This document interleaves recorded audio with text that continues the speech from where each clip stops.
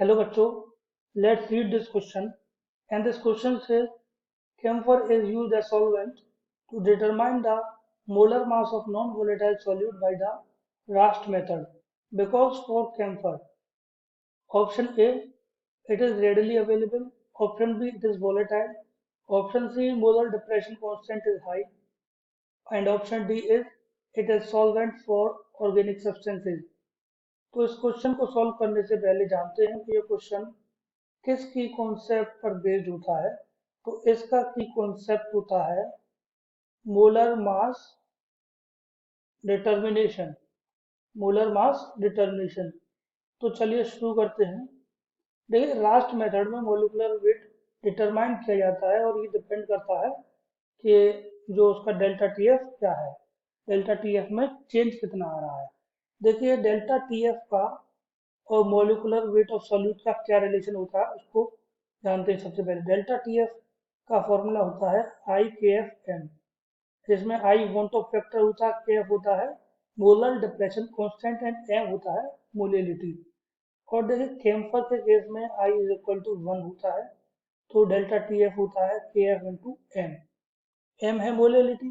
देखिए, मोलिलिटी क्या होता है, मोलिलिटी होता है, मोलिलिटी एम होता है moles divide by mass of solvent.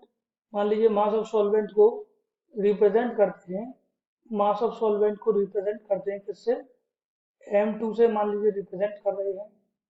तो मोल्स क्या होता है, weight in gram upon molecular mass. Weight in gram को W1 से और मॉलिकुलर मास को m1 से। ठीक है, तो ये फॉर्मूला हो जाता है फर्दर के F into W1 upon m1 into m2।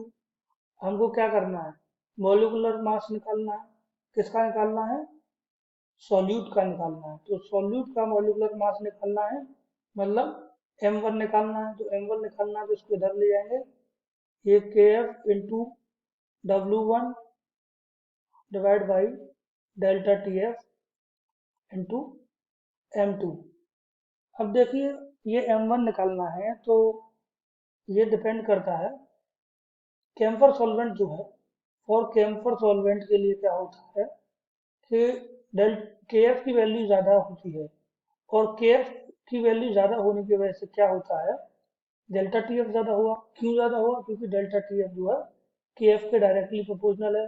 के एफ ज़्यादा है तो डेल्टा टी एफ भी ज़्यादा है।